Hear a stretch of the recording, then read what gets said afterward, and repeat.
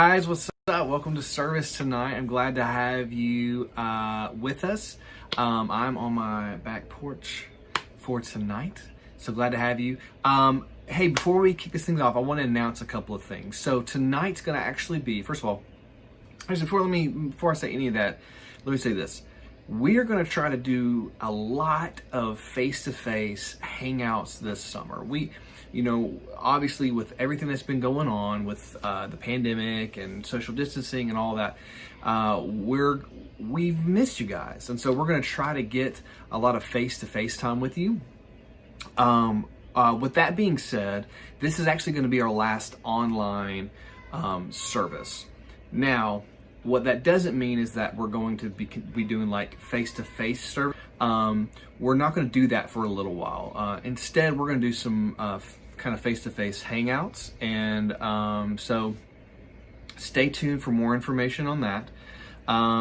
One thing that's a really big bummer that I've got to announce tonight and let you guys know, I've told our leaders, I've told a lot of your parents, and that is this. We will not be doing Beach Freak this year. I know that's a bummer for a lot of you guys, and I'm really, really sorry. I wish we could do that, but we just can't for a lot of reasons. And so, but because of that, that's why we're going to really try to spend a lot of time together this summer and just hanging out. So that's going to be my plan for us. But I want to let you guys know about it. So tonight's our last online service. We won't be doing face-to-face services on Wednesday nights for a little while.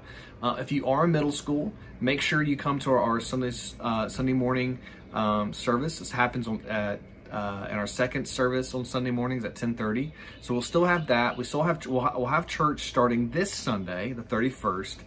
But I'm going to try to spend some time with you guys. We're not going to be doing Zoom Hangouts anymore either.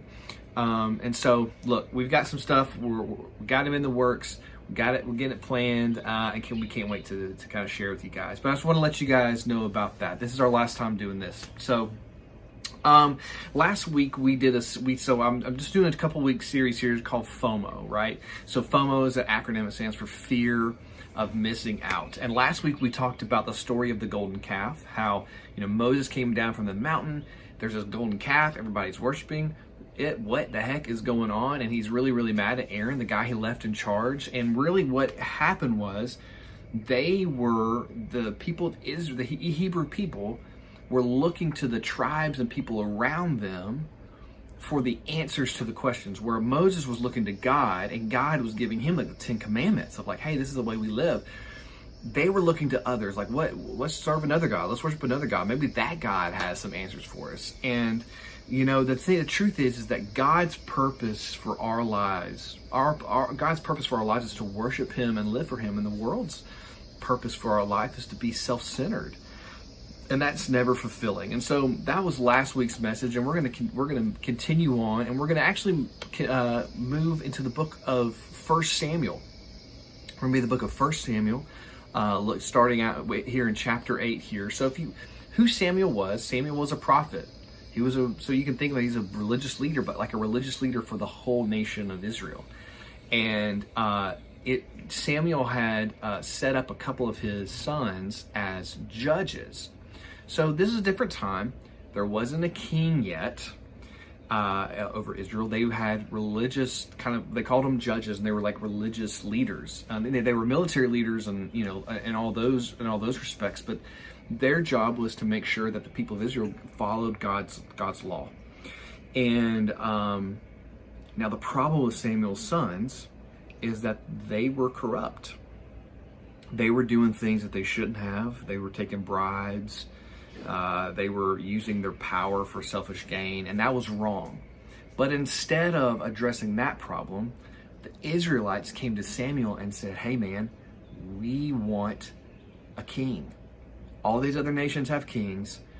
We want a king. And it saddened Samuel, because Samuel took it as kind of a personal offense, and when Samuel went to God about it, God said, hey, they're not rejecting you. They're rejecting me.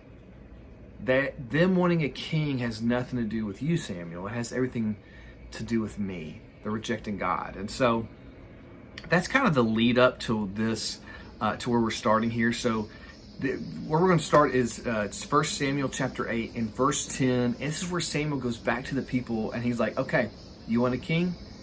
Here's what you need to understand. So here's what we're gonna pick it up. Verse 10, I'm reading out of the Message translation tonight, okay? So it says, so Samuel told them, delivered God's warning to the people who were asking him to give them a king. He said, this is the way the kind of king you're talking about operates. He'll take your sons and make soldiers of them, chariotry, cavalry, infantry, regimented in battalions and squadrons. Take your people, put them in war. He'll put some to forced labor on his farms, plowing and harvesting, and others to making either weapons of war or chariots in which he can ride in luxury. He'll put your daughters to work as beauticians and waitresses and cooks. He'll conscript your best fields, vineyards, and orchards and hand them over to his special friends. He'll tax your harvest and vintage to support his extensive bureaucracy. Your prize workers and best animals he'll take for his own use. He'll lay a tax on your flocks, and you'll end up no better than slaves. The day will come when you will cry in desperation because of this king you so much want for yourselves, but don't expect God to answer. But the people wouldn't listen to Samuel. No, they said, we will have a king to rule us. Then we'll be just like all the other nations. Our king will rule us and lead us and fight our battles. Samuel took in what they said and rehearsed it with God. God told Samuel, do what they say, make them a king. Then Samuel dismissed the men of Israel. Go home, each of you, to your own city. You know, basically what Samuel was telling them was, hey, you're calling foul on my sons here, who are doing something that's actually very wrong. But what you're asking for is not for God to improve the situation. You're looking to man to come in and help you. You think having a king is going to better your life, and what Samuel's telling them is, no, he's actually going to make it a whole lot worse. You think you're going to get all this freedom, and what this king is going to do is he's actually going to put all these rules and regulations. He's going to rule over you. He's going to send your people to war. He's going to take whatever you have and use for his own good, and he can do it because he's king. And you know, it's sad, man, because the Israelites, you know, probably about to have a plane fly over here in a second. Just ignore that. So, what the Israelites wanted was a man to rule, not God. And instead of calling on repentance and change from the judges, they wanted a man to decide how to rule their people. So, sometimes we want what others have. Like, it's very natural for us. We look to others, and we see the things that they have, and we say, man, I want that. And for whatever reason, right? Like money and fame and, you know, popularity, whatever it is. And the problem when we look to those things as fulfilling to us, like, this is what's going to fulfill my life. This is what's going to make my life better. It always falls short. Because the things of God and the ways of God are always better. You know, people will let us down. That's the truth. The truth was, that's what happened with the Israelites. The judges let them down, and they were looking for another person to help them out. And Samuel's like, you're missing the point. It's not about a person. It's about following God. It's about God ruling our lives, not another man. And you know, reading this story, it reminds me of Proverbs 3:5-8. You probably really recognize this verse if you heard it in Sunday school growing up or in children's church as a kid. So it says this, it says, trust in the Lord with all your heart and do not lean on your own understanding. In all your ways acknowledge him, and he will make straight your paths. Be not wise in your own eyes. Fear the Lord and turn away from evil. It will be healing to your flesh and refreshment to your bones. Man, I love that. It will be healing to your flesh and refreshment to your bones. And sometimes when we look to what others have, we think that that's what we're going to be getting. And actually, it always is just surface level, and it actually doesn't give us what we actually want. And that within our relationship with God, when we decide, hey, your ways are better than mine, your ways are better than this world, I'm going to follow you. I'm not going to lean on how I understand, because sometimes things happen and we don't understand them, but God, I'm going to look to you.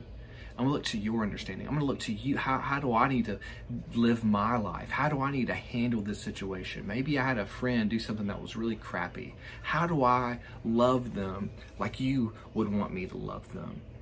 You know, maybe you're in a time of sadness and you feel really, really alone. And so you look at, how do others handle it? Living for yourself isn't the way. Looking to God and asking Him to heal the things that hurt inside of you. Asking Him to fulfill the things inside of you. That's the way of life. That's the way of a refreshing life. That's the way of like a life, a full life. And so, well, man, FOMO will make us miss the life God has called us towards, and giving into FOMO is never fulfilling. If there's anything you can get out of tonight, it's this: trust God with your life. Trust God. Man, I love you guys. Don't forget tonight, we still got small group tonight at 7:00. Hopefully your leaders sent you that message. Let me know if you need anything. Comment. Tell me if you need a Zoom hangout invite for small groups tonight. We'll keep in touch with us. I'll be keeping in touch with you. We're gonna be reaching out to you guys and letting you know what's happening out there, what our plans are. We're gonna see your faces, and I'm excited to see some of you guys who are gonna be at church on Sunday. And so, anyways, I love you. I'm praying for you. Hope nothing but the best for you guys. Okay, have a good night.